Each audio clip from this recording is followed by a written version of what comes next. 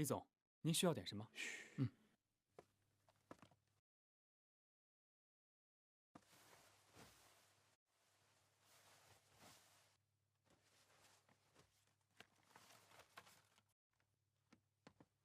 好啊，那就等你电话了，拜拜。好。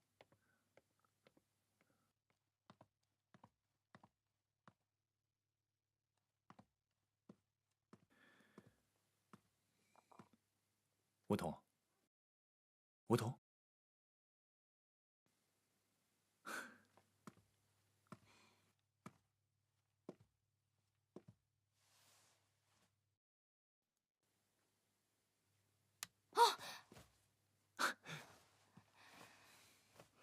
你干嘛呀？服务员，来杯热水。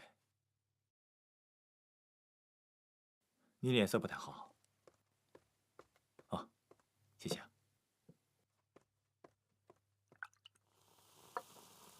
来，喝点热水，感冒会好一点。你怎么知道我感冒？你那天湿成那样，不感冒才怪呢。我的事情不用你管。你来这干什么？因为你欠我个解释。解释什么？厉总。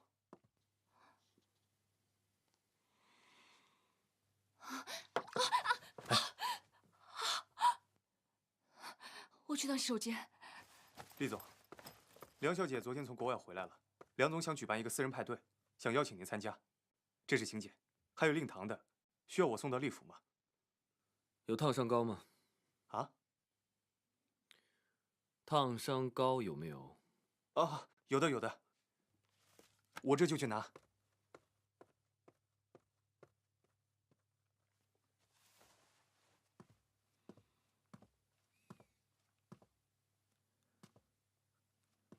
好久不见啊！有些人可以一辈子都不用见。可上帝偏偏安排我们见面。我现在是梧桐的辩护律师。又在找机会跟我对抗？我作为一名职业律师，专门对抗那些禽兽不如的人渣，尤其是那种六亲不认的畜生。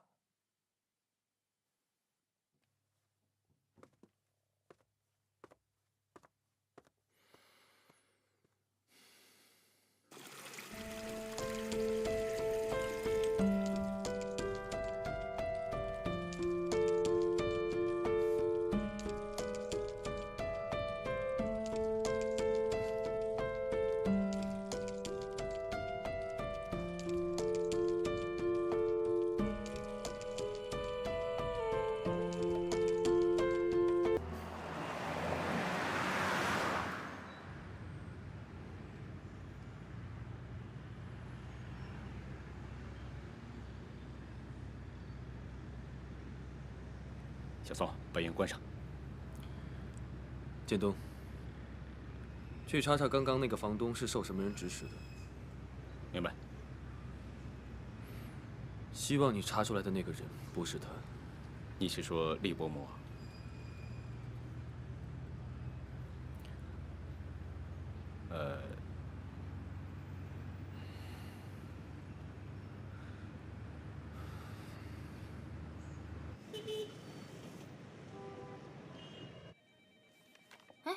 这个不是我的。哎，你怎么来了？徐经理突然打电话叫我过来，我也不知道什么事儿。以我对他的了解，他既然已经把你开除了，又把你找回来，这里边啊必定有什么猫腻。小心黄鼠狼给鸡拜年。还能有什么事儿比开除更惨啊？说的也是，那他叫你回来干嘛？我想了一路也没想明白。曹总，兴许他昨天晚上被雷劈了，良心发现也是有可能的。再过10分钟例会，大家会议室准备啊！走，开会。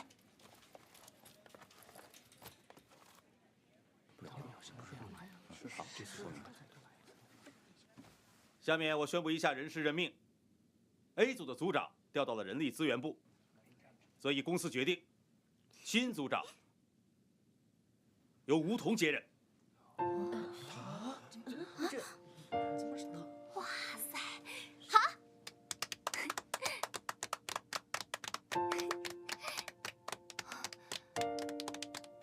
是经理，我不是已经被开除了吗？你现在不是已经复职站在这个位置上了吗？就凭我的能力，我没有资格升职啊！请经理。好了，吴组长，这个事情已经决定，不会更改了。接下来就请我们的吴组长全力以赴地做好你的本职工作，啊！肯定没问题的。大家散会吧。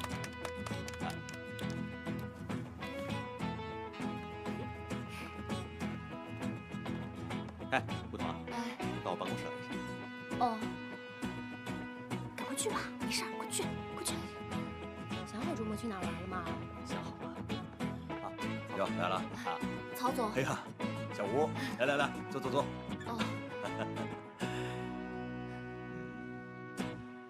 年轻有为，大有前途啊！谢谢曹总。前段时间啊，你一直忙你儿子官司的事情，所以呢，公司决定暂时让你回去休息一段时间。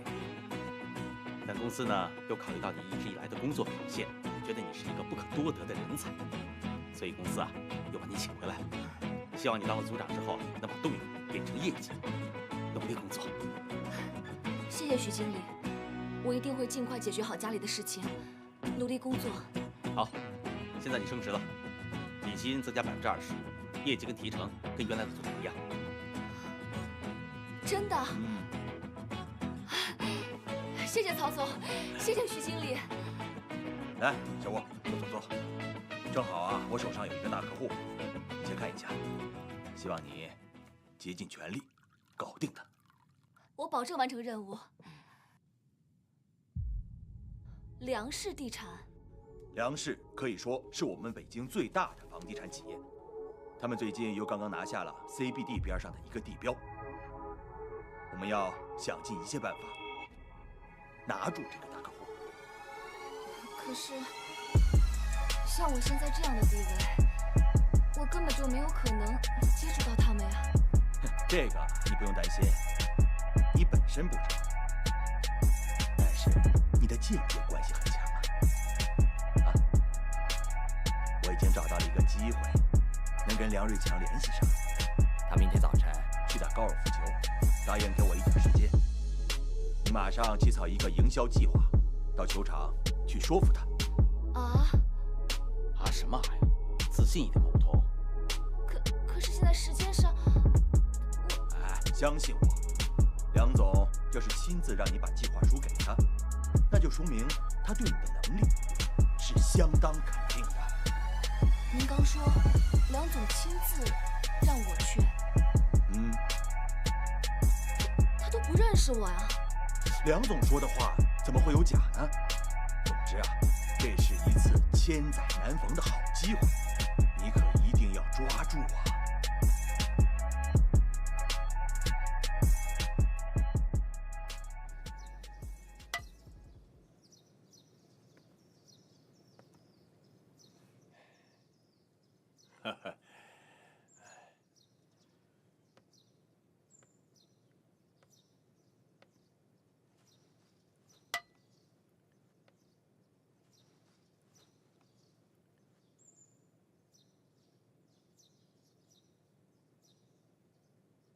你今天可又姗姗来迟了啊！梁总的球技精进不少，还行吧？想当年可是你的手下败将啊！吴小姐，梁总请你过去一下。梁总不是有客人吗？我回头再说吧。没有关系，请吧。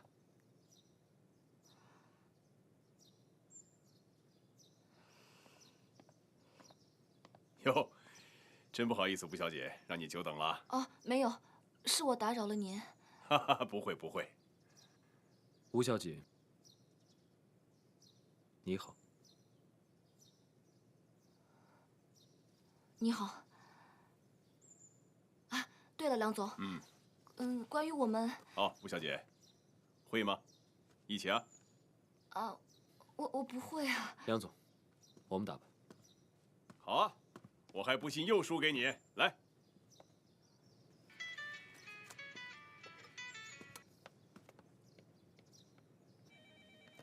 吴大组长，怎么样？拿下咱们的大客户没有啊？哎呀，别提了，我拿过来的文件，他看都没看一眼。看来梁总把我叫过来，根本就是别有用心。别有用心，什么意思啊？也可能是我想多了。好了，我先不跟你说了，咱们回去再聊。拜拜。哦。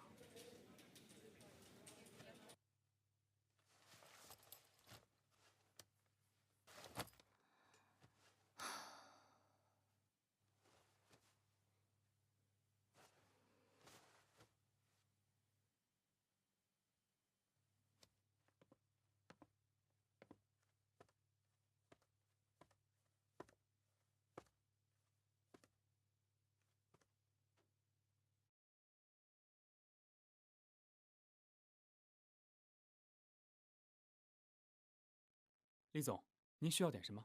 嗯。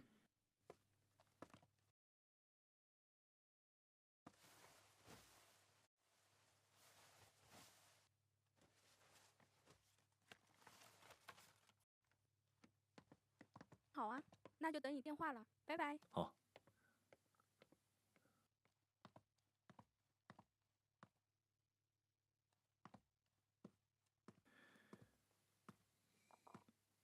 梧桐，梧桐，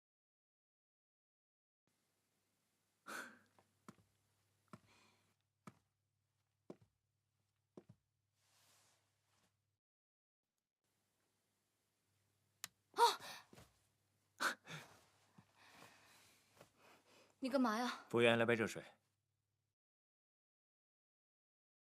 你脸色不太好。啊，谢谢。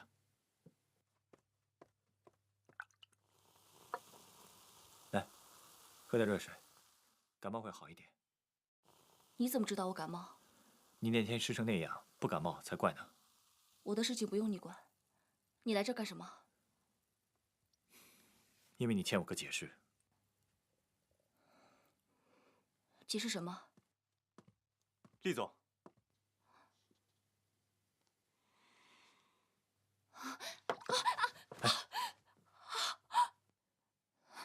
我去趟洗手间。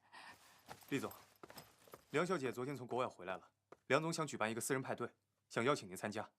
这是请柬，还有令堂的，需要我送到厉府吗？有烫伤膏吗？啊？烫伤膏有没有？啊，有的有的，我这就去拿。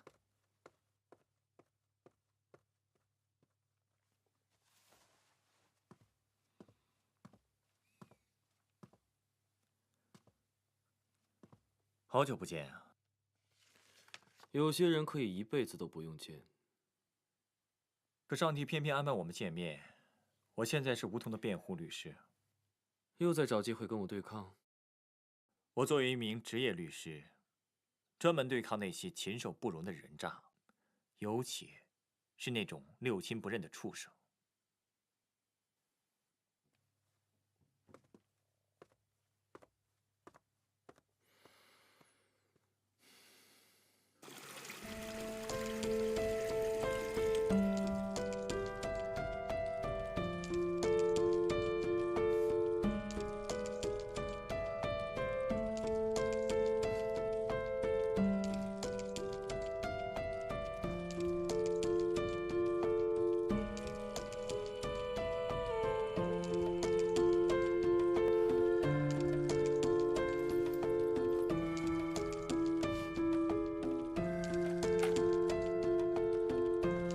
我想问你一个私人的问题。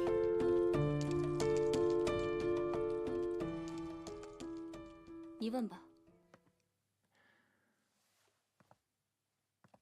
我还没接你这个委托的时候，我看过你和厉仲谋的报道，媒体对你们两个人的关系多种猜测，扑朔迷离。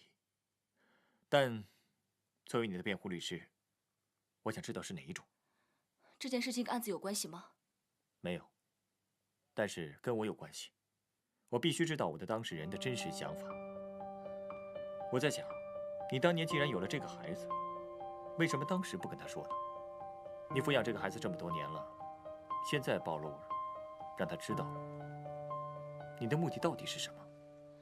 我说过，这只是个意外。当初你为他怀了这个孩子，是爱他吗？还是想利用他？你现在打官司，是真的想要回孩子，还是想得到更大的利益？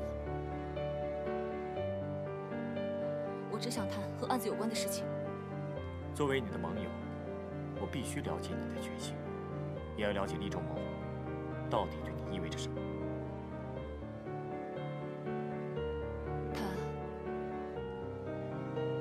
他是我的希望。希望？金钱、地位、事业，还是名利？你要这么想，那就是吧。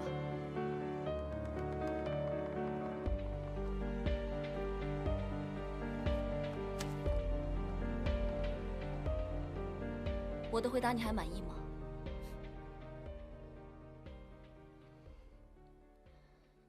那我也有几个问题问你，可以吗？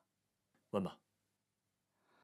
我知道你是有名的大律师，我把我所有的希望都寄托在你身上，可是你不停地在打听我对厉仲谋的态度，你是不是怕厉仲谋的权势，你会白打这场官司啊？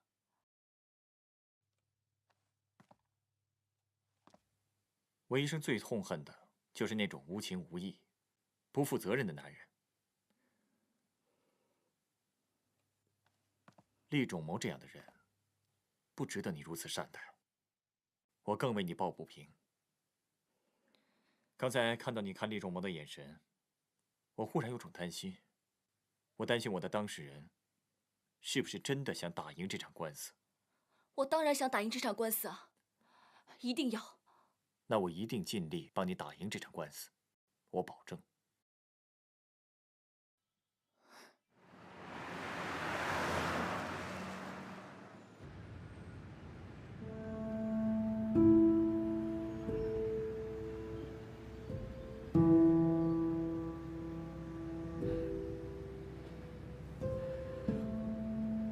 说吧。那个，你让我查的事情我查清楚了。指使房东赶走梧桐的那个人是厉伯伯。还有，你让我查梧桐跟向俊之前认不认识，我也查清楚了，他们俩之前不认识，是因为这次官司才接触上的。看来啊，向俊是主动介入这件事的。又是冲着我来的。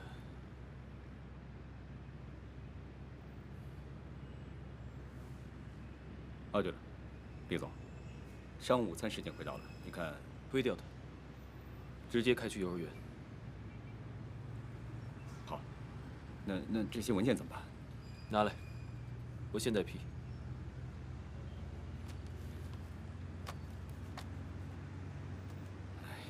干嘛？不满意啊？没有。哎，你知不知道，我这个时候应该在马尔代夫，享受阳光、海滩、比基尼美女。哎呦，我连酒店、机票都订好了，厉总一句话，我全取消了，哎，是吧？厉总，你如果不想3年内的假被扣光的话，闭嘴。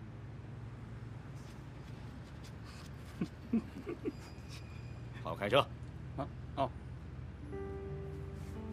厉仲谋是众所周知的不婚主义者，而张曼迪算是他公开承认的女朋友，无数次被媒体追问恋情或者婚事，他一概千篇一律的回答，暂时没有结婚的打算，也没有做好准备要宝宝，自己还年轻，厉仲谋事业又太忙，这证明厉仲谋是根本就没有打算要孩子的。你知不知道，多少人就这件事情等着看他笑话？富豪有私生子，这一点都不稀奇。可是厉仲谋偏偏要这样高调的打官司，昭告天下。那又怎么样呢？怎么样？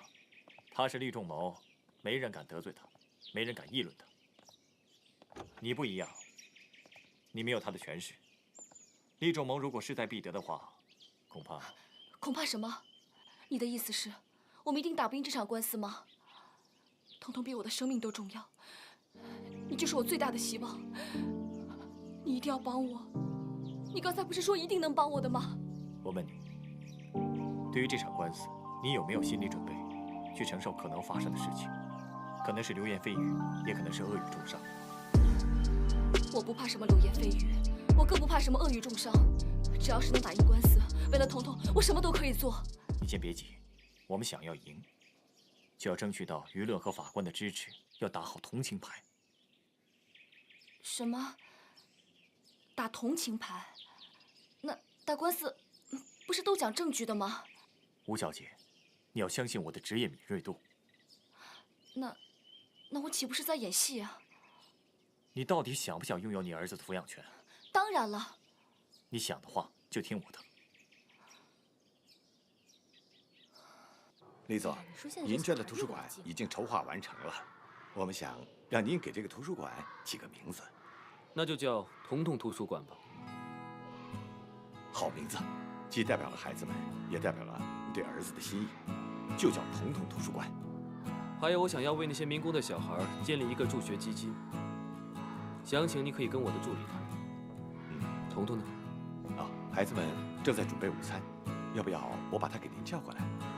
好，那麻烦你，我到那边去等。好。园长你好。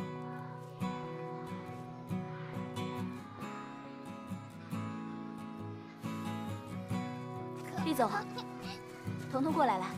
好，你们两个好好玩啊。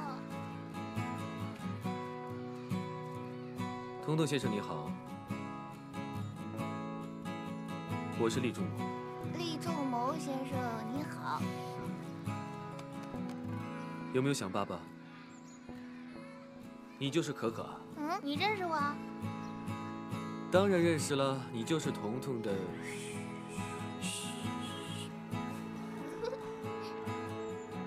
的好朋友兼同桌，对不对啊？是的。我在想，要不要把这一幕拍下来，寄给各大网站，卖个好价钱。林主任，您干什么呢？啊，开个玩笑。园长，你忙吧，不用陪我啊。好，那我替孩子们谢谢您和厉仲谋先生。客气。您随意啊。哇，好香啊！我请你吃。谢谢，比你妈做的好吃多了。谁说的？我妈妈做的东西是最好吃的。那你自己都不爱吃，老跑我们家去。是干妈叫我去，我才去的。哼，你干嘛生气了？你老是和我吵架。那是因为彤彤喜欢你啊，他才跟你吵架的。我才不生气呢！我要比彤彤懂事。您稍等。那你就不要生气了，我们快吃吧。厉总。好香啊！张曼迪小姐电话。慢慢吃啊，彤彤。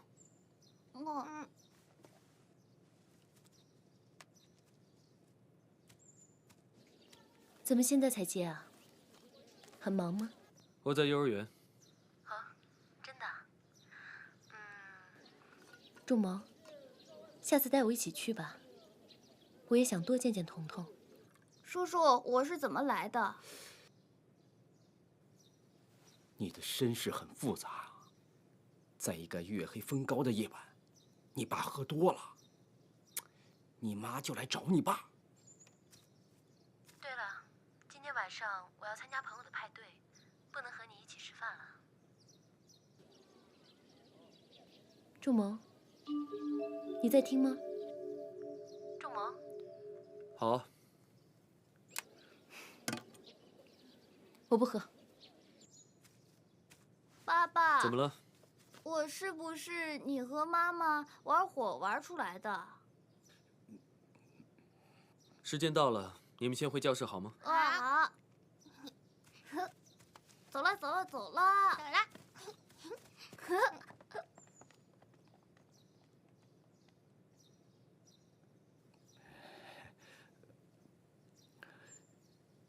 是彤彤问我，说每天看着你跟他妈吵架，是不是因为不喜欢他？然后呢？然后他说不喜欢他，为什么会有他？然后呢？然后我，然后你就告诉他说，他是我跟他妈妈玩火玩出来的。打电话到公司告诉行政部，说你主动取消3年，哦不，5年内所有的年假。哎，我相信啊，今天有1多半的同行都涌到这儿来了。哎呀，这很正常啊！今天最后一次评审了，不想拿这个头条，还怎么在这一行混呢？哎，怎么样了？没有来了没有啊？这么久。哎，小哥去看看。走。是，这边赶紧说一下。不要戴眼镜，让他们看到你自信的样子。来，这样就行了。吴小姐，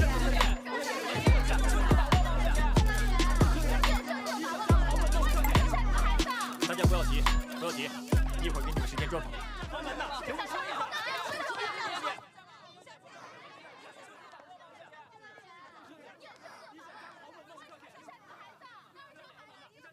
吴桐，啊，你昨天晚上是不是看伤感电视剧了？还是练谁哭来着？眼睛那么红，快变小兔子了。我是不是状态不太好啊？没关系，还是那么漂亮，楚楚可怜。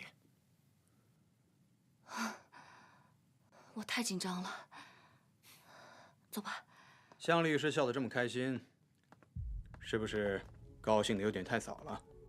王律师，好久不见，我当然开心了。我可以跟王律师交手，打一个黑白分明的官司，有点不好意思。向军，你是不是有点太不自量力了？别怪我没提醒你，别忘了，你父亲的公司5年前被我们厉氏整得很惨。怎么了？这次想把自己的律师事务所也毁了？多谢提醒。不过，你还是担心你自己吧。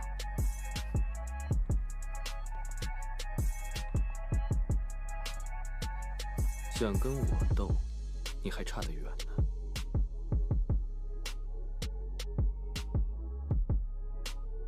吴小姐今天的精神好像很不好。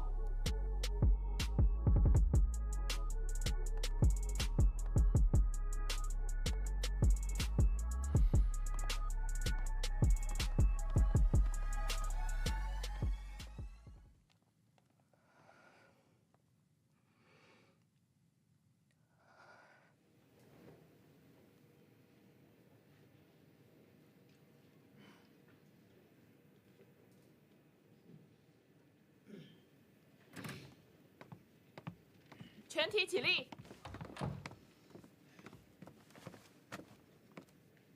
坐下。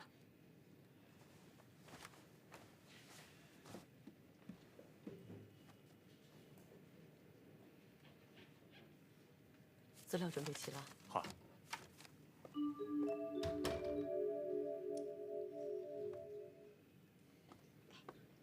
曼丽小姐，请问你对这个孩子怎么看？张小姐，你是不是特别不希望厉总得到这个孩子？张小姐，张小姐，张小姐，张小姐，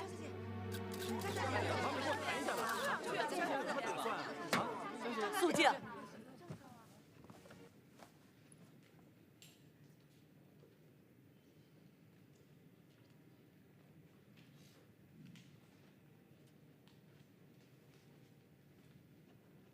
吴小姐。啊，等一下就开始了，你还好吧？啊，记住，争取同情，成败在于自己。嗯。双方律师开始陈辩。原告厉仲谋先生，在我方吴桐小姐怀了她的孩子吴彤彤之后，从出生到现在这段时间里，从来没有尽过一个父亲应该尽的责任。除了提供一个精子之外，他没有任何贡献。孩子自幼跟着母亲，与母亲之间感情很深，根本无法分离。这一点，我相信大家在邻居、朋友还有老师的口中已经得到证实。可以说，孩子是这位母亲的一切。两人相依为命，这种情感的维系，不是仅凭一纸诉状就可以完全割裂的。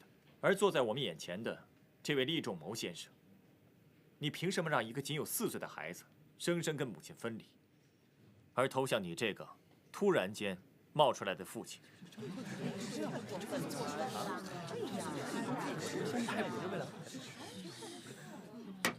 肃静。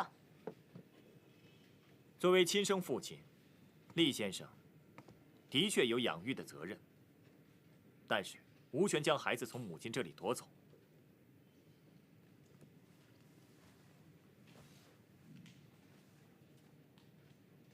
请原告律师陈词。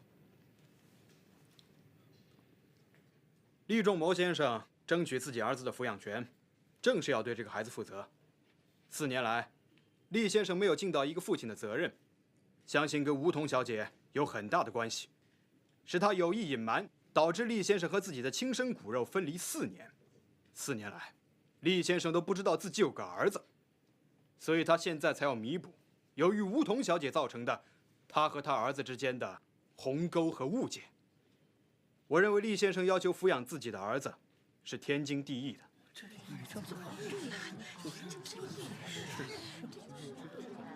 我们已经明确知道，吴桐小姐在生产后曾患上过抑郁症，在那段时间，她由于精神崩溃，无法照顾孩子，而是把孩子委托给朋友照顾。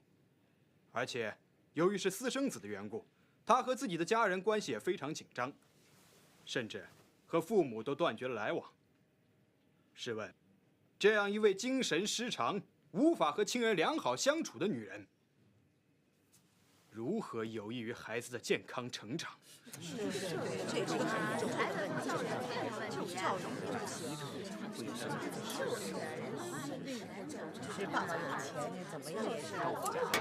肃静。当自己孩子生病的时候，吴桐小姐都不能照顾，难道将来她的精神状况再出现类似问题的时候，我们才来后悔没有给孩子另一个正确的选择吗？厉先生事业上成就非凡，不管是哪方面，都完全有足够能力照顾好他自己的儿子。相信选择厉先生更有利于孩子的成长和未来的发展。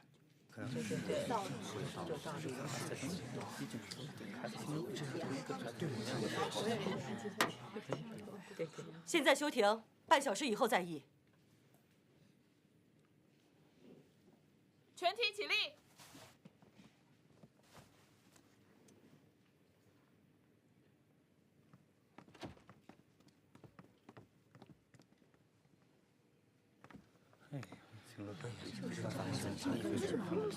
肯定是跟爸呀。有事还用说啊？我看19、8、9，回去马上写稿，绝对是头版头条。仲谋，哎，好像是张曼迪。拍照，拍照。曼迪笑一下。要我说啊，什么成功人士，到头来不都一样，还不都是花花公子啊？也是啊，因为私生子在法院打官司，还有明星女友陪着，他也真够可以的。仲谋，仲谋，干嘛不理我呀？你怎么会来？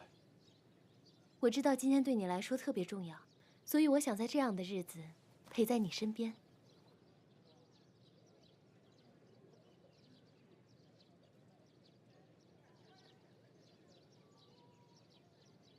你知不知道你的出现很容易让大家误会我就是外面传说中的那种花花公子？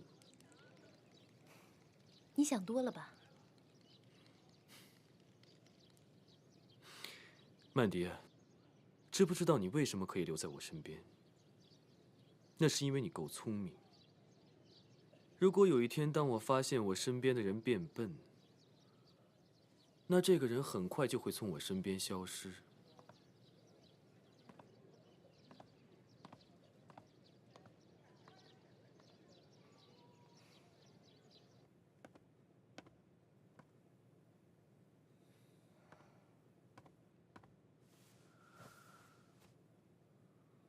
准备好了吗？有没有记住我说过的话？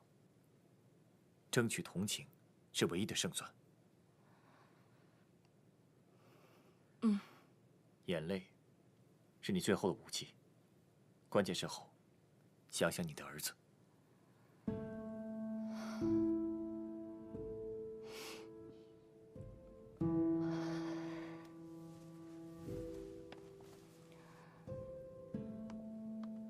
只要是为了彤彤，别说是让我哭，就算是让我下油锅，我也愿意。你终于开窍了。只要你装柔弱，他们一定会同情你，肯定会加分。一会儿上庭千万要记住，你的任务就是扮柔弱，哭得越厉害越好，给他们来一个水漫金山。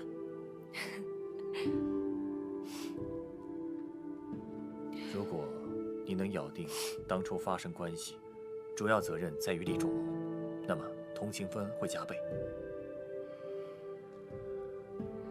当然，说不说在你。哎，现在这个时候要放松一下。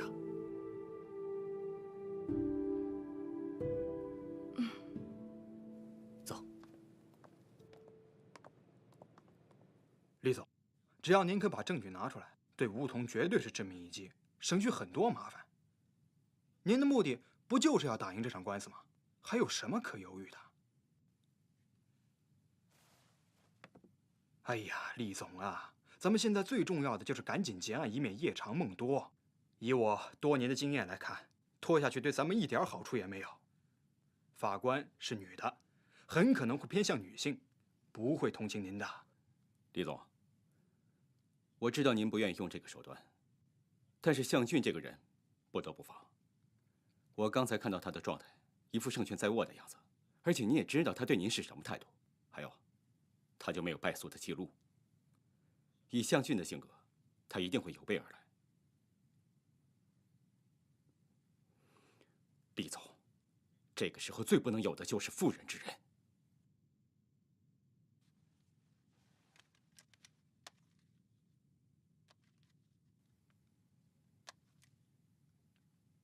请厉总放心。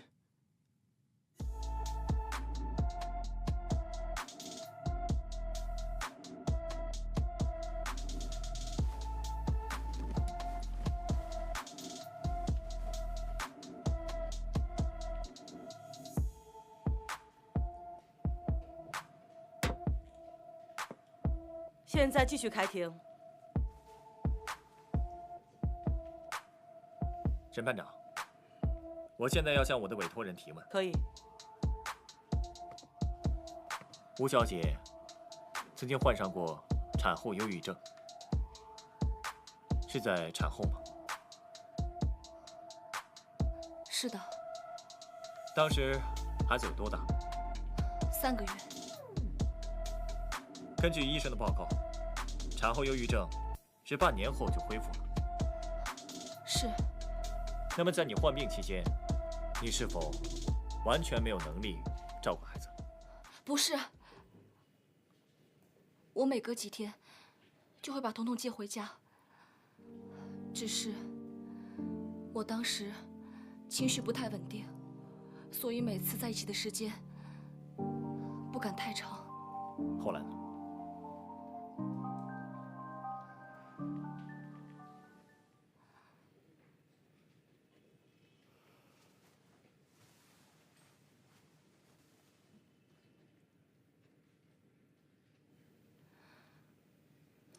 彤彤是个早产儿，她比一般的孩子发育的要晚，体质也不是很好，比较容易生病。我还记得那次，我第一次看到她从婴儿床上爬起来，她看着我笑，我就觉得我有愧于她，我没有给她一个好的生活。我没有好好的照顾他，可是我每次抱着他的时候，他都会对着我笑。有朋友问我，为什么要选择这样的生活？甚至我的父母也不理解我。可是只有彤彤，他没有放弃我，他一直鼓励我坚强地走下去。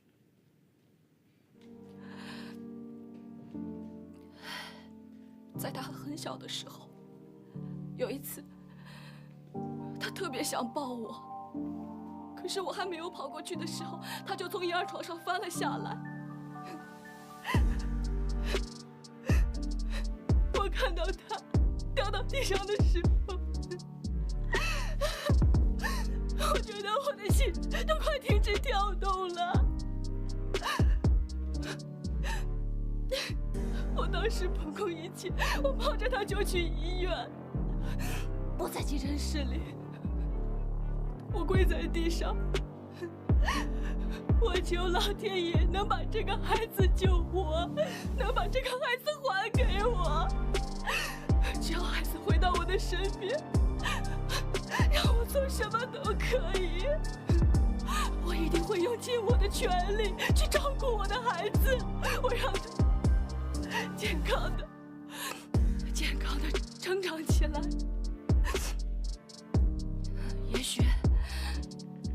也许真的是老天爷听到了我的祈祷，这个孩子他很快就康复了。从那一刻我就很明白，什么对我来说都不重要，只有这个孩子，他是我的全部，只有他才是我活下去的希望。这4年来，我没有一天离开过这个孩子，我很努力的工作，我真的是全心全意的对他。我求求你们了，我不能没有这个孩子，我求求你们了，不要让这个孩子离开我，我求求你们了。吴小姐，我可以继续提问吗？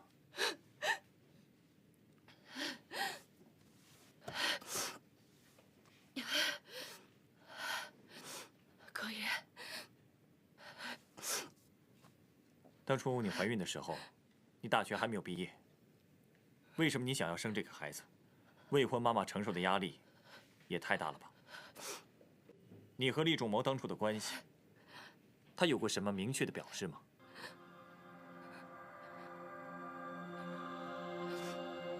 有，他有表示过。怎么表示的？他让我忘了那一晚。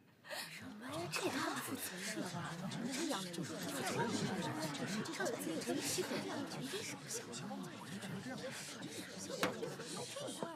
肃静。你是说，他根本就没有想过要负责任，是吗？是的。一个没有责任感的男人，一个从来没有得到过父爱的私生子，请问，他如何去照顾一个原本不想要的孩子？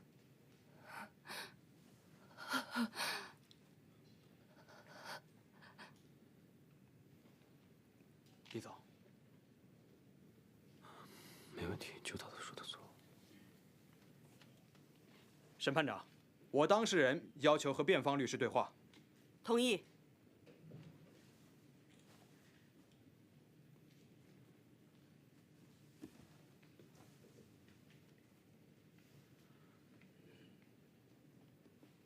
正是因为我从来没有得到过父爱，所以我才不会让我的儿子重蹈覆辙，从小就生活在一个私生子的阴影里面。我现在要做的，就是要让他正大光明的待在我的身边。